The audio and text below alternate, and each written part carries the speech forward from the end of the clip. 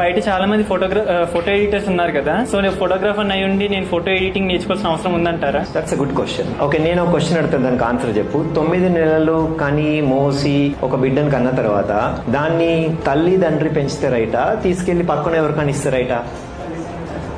ఇది కూడా అట్లాంటిదే. నువ్వు ఆలోచించి నీ కెమెరాతో నువ్వు లైటింగ్ పెట్టి నువ్వు తీసిన ఫోటోని పక్కోళ్ళకి ఎడిటింగ్ చేయడానికి ఇస్తే నీ బిడ్డను కూడా పక్కోళ్ళకి ఇచ్చినట్టే లెక్క.